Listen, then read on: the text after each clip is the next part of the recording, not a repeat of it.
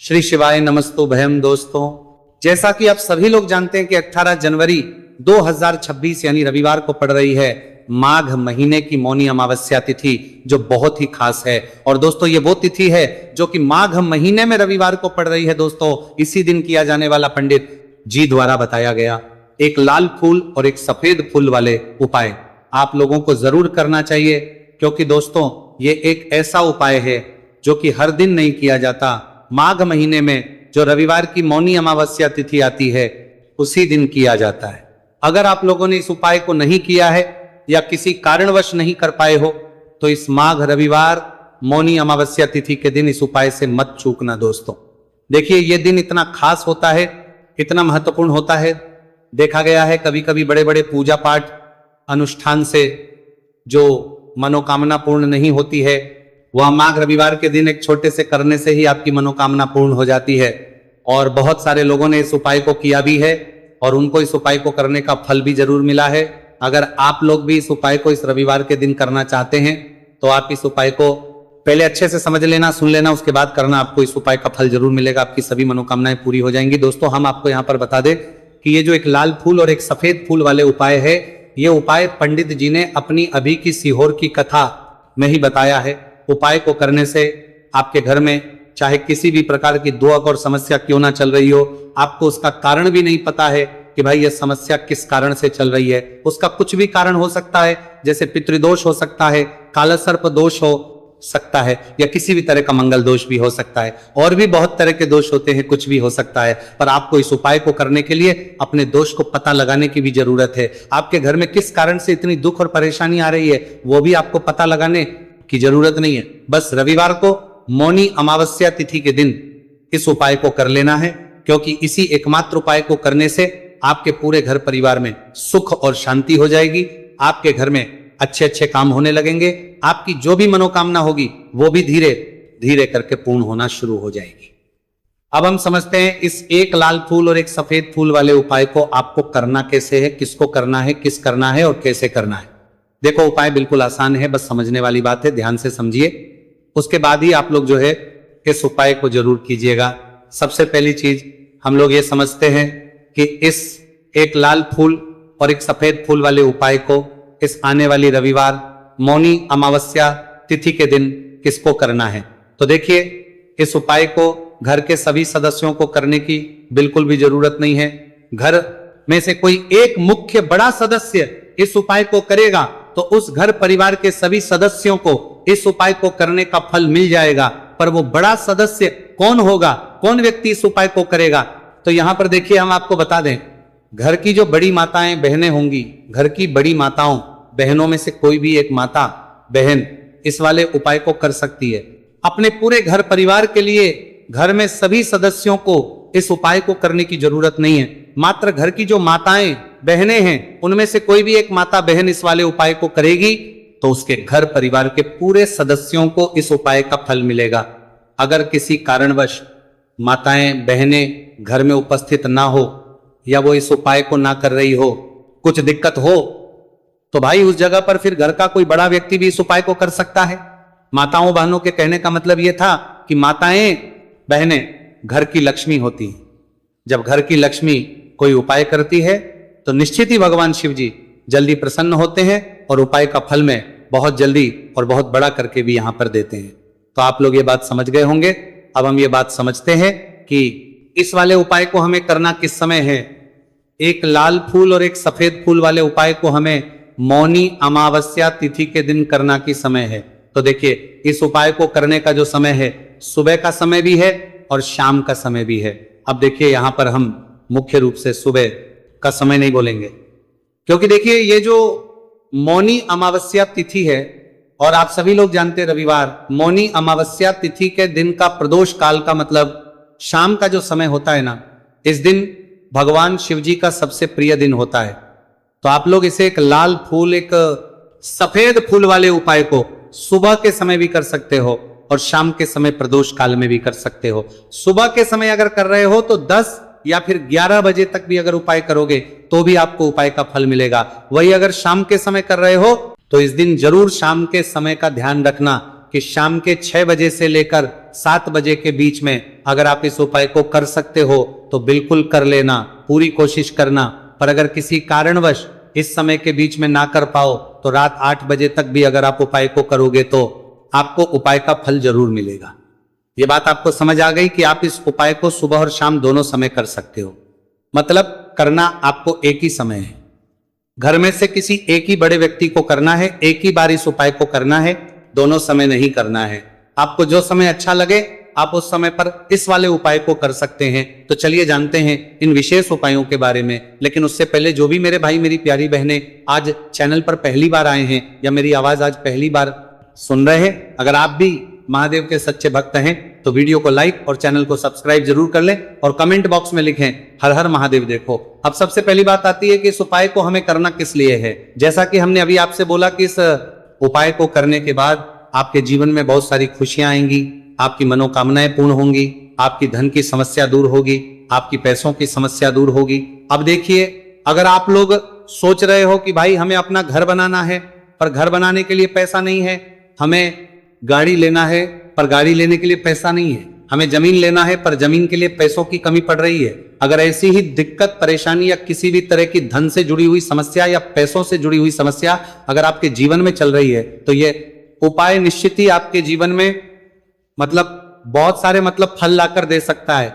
इसीलिए अगर आपके घर में बहुत ज्यादा दिक्कत समस्या परेशानी चल रही है, धन से जुड़ी हुई, पैसों से जुड़ी हुई, धन की बहुत ज्यादा कमी आ रही है, पैसों की आवक नहीं हो रही है, भाई आप लोगों को इस वाले उपाय को जरूर करना चाहिए, घर में से किसी एक भी भाई व्यक्ति को।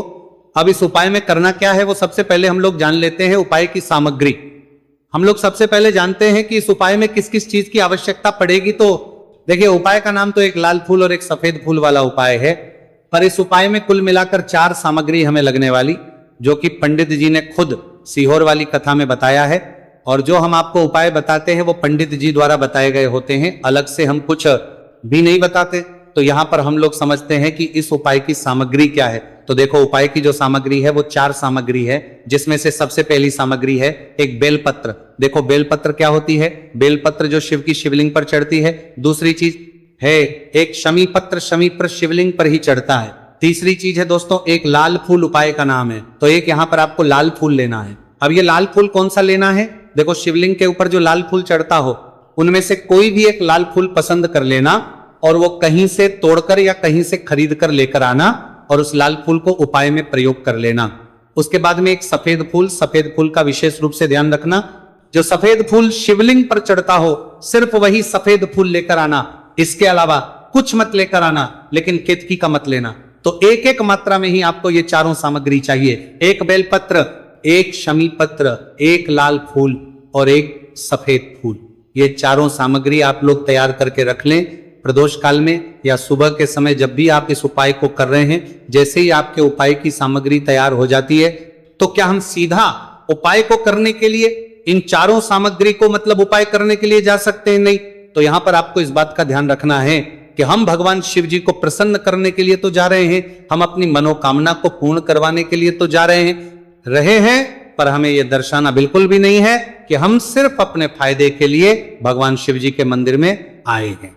इसलिए हम इस उपाय को करने के साथ साथ में भगवान शिव जी की पूजन अर्चना के लिए कुछ सामग्री भी जरूर लेकर जाएंगे। जैसे कि सुबह समय अगर आप उपाय को कर रहे हो, इस एक लाल फूल और एक सफेद फूल वाले उपाय को, तो भाई सुबह के समय आपको एक लोटा जल लेकर जाना है। जो लोग प्रतिदिन शिव जी के मंदिर जाते हैं, पूजन अर्चना करते हैं, जल चढ़ाते हैं, फूल बेल पत्र सब कुछ चढ़ाते हैं, भाई वो अपनी पूजन अर्चना वैसी की वैसी ही करना। बाकी जो सिर्फ उपाय को करने के लिए जा रहा है, जो कुछ भी लेकर नहीं जा रहा है, उसे कम से कम एक लोटा जल अपने घर से भरकर लेकर जाना। अगर आप उपाय को कर रहे हो, है ना, क्योंकि इस वाले उपाय को आप भगवान शिव जी की पूजन अर्चना करने के बाद ही करना। वहीं अगर बात करें शाम के समय की, अगर कोई व्यक्ति शाम के समय प्रदोष काल में इस वाले उपाय को कर रहा है तो भाई आपको मात्र एक घी का दीपक तैयार करना है। ये बात हम हमेशा बोलते हैं, शाम के समय प्रदोष काल में कोई कर रहे हो ना, तो दीपक का विशेष महत्व होता है। रविवार, मौनी अमावस्या तिथि, दिन का प्रदोष काल में जो भी व्यक्ति दीपक जलाता है ना भगवान शिव जी के मंदिर में, भाई उसके जीवन से सारी दुख और परेशानियां भी दूर होती है। तो भाई इस दिन दीपक का विशेष रूप से ध्यान रखना आप लोग। अगर आप इस उपाय को शाम के समय प्रदोष काल में कर रहे हो, है ना, ये जो दीपक आप लोगे ये आटे का लोगे। जो आटा आप गूंद दोगे उसके अंदर कुछ भी मत डालना, मात्र साधा आटा लगाकर उसे तैयार कर लेना और एक मीडियम साइज का दीपक तैयार कर लेना। दीपक ना ज्यादा छोटा हो ना ज्यादा बड़ा हो, है ना। उसके बाद में दीपक आपका तैयार हो जाए तो इसके अंदर जो बत्ती रखोगे वो गोल बत्ती रखोगे। देखो गोल बत्ती भी दो तरह की होगी, एक बाजार की और एक घर वाली। तो कोशिश करना अपने घर में जो रुई रखी हुई है उस रुई से आप लोग एक गोल बत्ती अपने ही हाथों से बनाओ, उपाय का फल अच्छा मिलता है। भगवान शिव जी जल्दी प्रसन्न होते हैं जब हम किसी भी उपाय को अपने हाथों से परिश्रम करके तैयार करते हैं। तो आपको उस दीपक के अंदर एक गोल बत्ती रख देनी है। इसके अंदर जो चीज आप लोग डालोगे वो डालोगे शुद्ध देसी गाय का घी। इस बात का विशेष रूप से ध्यान रखना, शुद्ध देसी गाय का घी ही डालना है, तेल वगैरह नहीं। आज के दिन तो मत डालना, रविवार मौनी अमावस्या तिथि के दिन, क्योंकि भगवान शिव जी का सबसे प्रिय दिन और प्रिय समय पर हम लोग इस वाले उपाय को कर रहे हैं। तो थोड़ा सा शुद्ध गाय का घी इतना डालना कि वो दीपक कुछ समय तक चल सके। ना बाजार वाला मिलावटी घी डालना, ना भैंस का घी डालना। शुद्ध देसी गाय का घी आपको ढूंढने में थोड़ी मेहनत लगेगी और महंगा भी मिलेगा, पर गाय के घी से भगवान शिव जी प्रसन्न होते हैं और उसी शुद्ध देसी गाय के घी से घर में बरकत भी बनी रहती है और हमारे घर में सुख शांति भी बनी रहती है। इसलिए इस शुद्ध देसी गाय का घी अपने घर में हमेशा रखा करो। वो भगवान शिव जी के कार्यों में भी उपयोग में आता है और उपायों में भी हम लोग प्रयोग कर सकते हैं। तो यहां पर आपकी सारी तैयारियां हो चुकी है।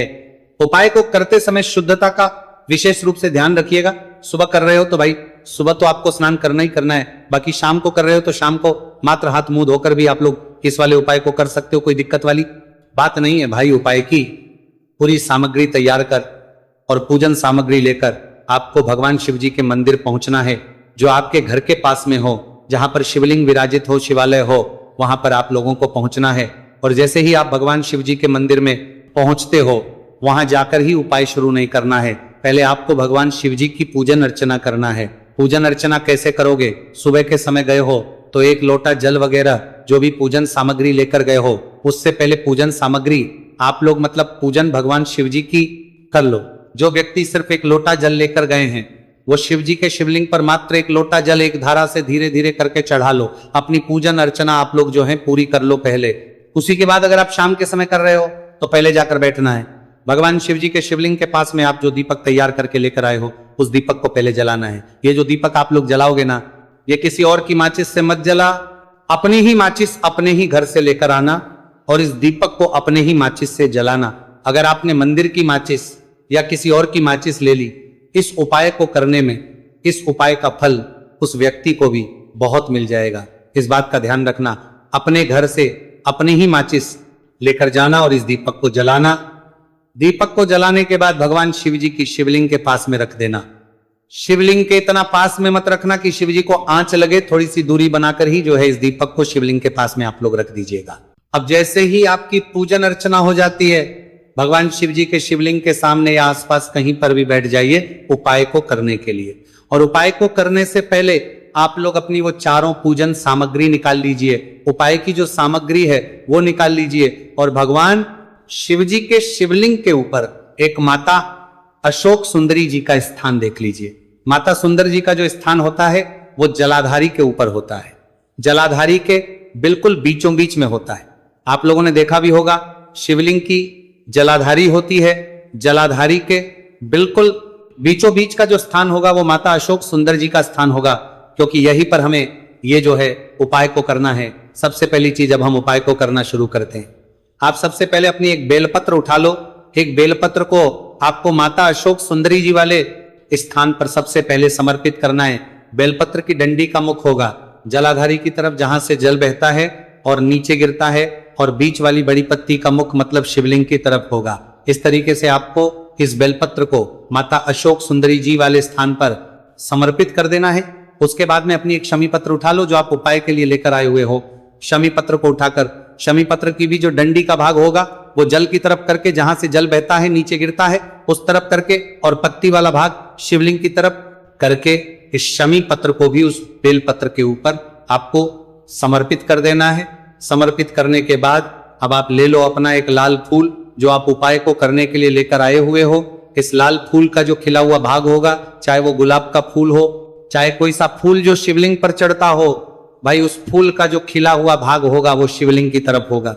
बाकी जो पीछे का भाग होगा फूल का वो जलाधारी की तरफ, जहां से जल बहता है नीचे गिरता है उस तरफ होगा।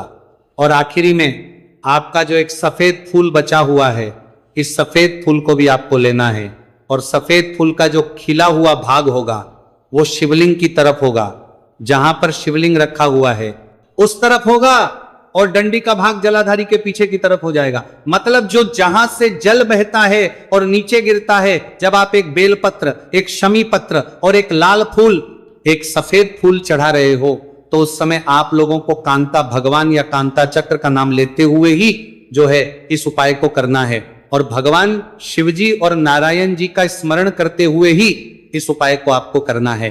तो जब भी आप एक बेलपत्र, एक शमी पत्र, एक लाल फूल और एक कमी हो रही है, जो भी दुख और समस्या परेशानी चल रही हो आपको, अपनी वह दुख और जो है भगवान शिव जी से उपाय को पूरा करने के बाद वहीं पर पास में बैठकर बोल देना है, हाथ जोड़ के आंखें बंद करके अपनी परेशानी और श्री शिवाय नमस्तु भयम का जाप करना है।